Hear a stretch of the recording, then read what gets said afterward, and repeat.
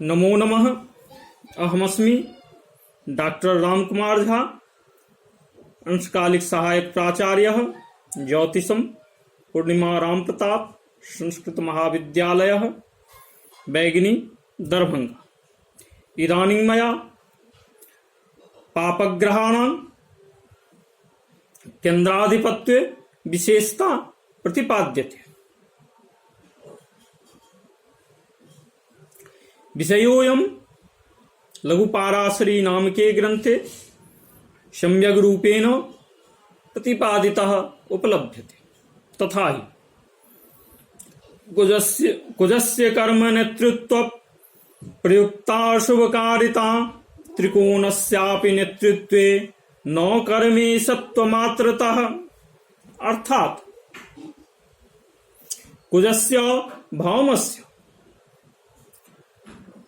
कर्म नेतृत्व प्रयुक्ता दशमाधीशत्व प्रयुक्ता या शुभकारिता सा त्रिकोणस्यापि नेतृत्वे स्वामित्वे भवति।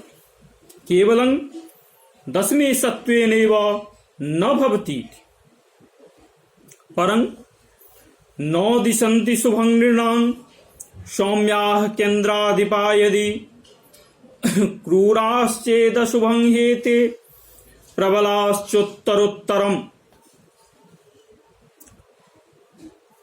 इत्युक्त वचने भौमस्य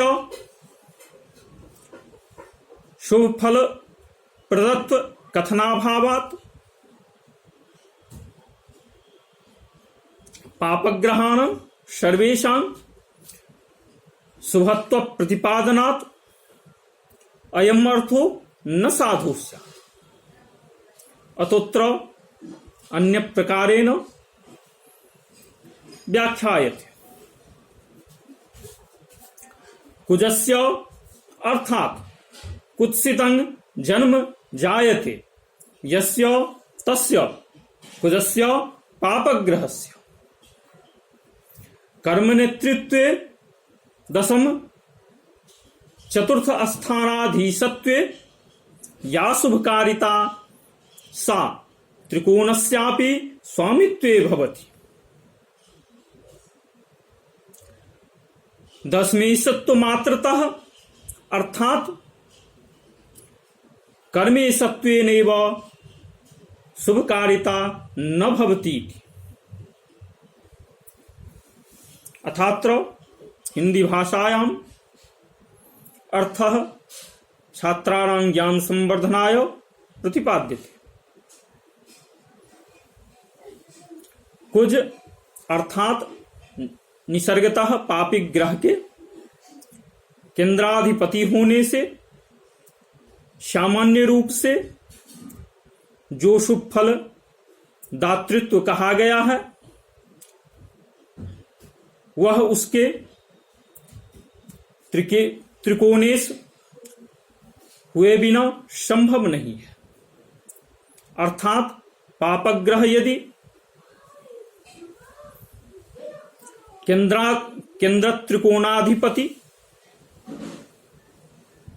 दोनों हो, अर्थात केंद्रेश भी हो और त्रिकोणेश भी हो, तभी पापग्रह शुभ फल देने वाला होता है। अथात्र विशेषः विचारः अपि उपस्थाप्यते। पापग्रह के केंद्रेश होने से यहाँ जो शुभ प्रदाता बताई गई है वस्तुतः उसके त्रिकोणेश होने पर ही समझना चाहिए। पापी ग्रह के केंद्रेश होने मात्र से वह पापी ग्रह पाप फल को स्थगित करता है, लेकिन उसका पापत्व तभी पूर्णतः नष्ट होता है जब वह त्रिकोणेश भी हो जाता है, जिससे पापिक ग्रह में शुभत्व का विवेक जागृत हो जाता है। इस प्रकार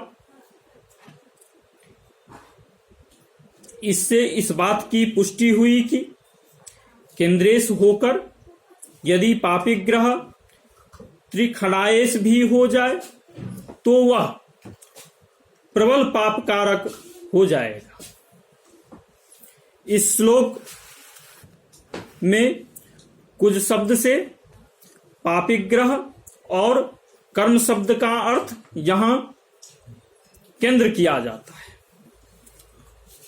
उपरोक्त सूत्र के अनुसार कर्क लग्न में मंगल, जो कि नैसर्गिक पापिक ग्रह है, वह पंचमेश और दशमेश होता है। सिंह लग्न में चतुर्थेश और नवमेश होकर मंगल राजयोग कारक होता है। अन्य ग्रह में शनि वृष लग्न में नवमेश और दशमेश और तुला लग्न में चतुर्थेश और पंचमेश होगा। यहां यह बात परोक्ष रूप से स्पष्ट हो जाता है कि उपरोक्त के विपरीत पापी केंद्रेश के साथ यदि त्रिखंडाएश भी होगा, अर्थात तीसरे, छठे और 11वें भावों के भी स्वामी हो, तो अशुभकारिता में भी वृद्धि होगी। जैसे मेष लग्न में शनि दशमेश और एकादशेश होता है। यहां पर शनि केंद्रेश तो है, परंतु एकादशेश होने के कारण उसमें पाप फल की वृद्धि होगी, अर्थात वह पाप फल देने वाला ही हो। सिंह लग्न में इसी प्रकार षष्ठेश और सप्तमेश, कन्या लग्न में पंचमेश और षष्ठेश शनि होता है। यहां पर भी केंद्रेश तो है, लेकिन वह त्रिखंडाएश भी है, इसलिए यह शनि यहां पर पाप फल की ही वृद्धि करेगा। वृश्चिक लग्न में तृतीयेश और चतुर्थेश होकर शनि अशुभ फल को ही दर्शाता है।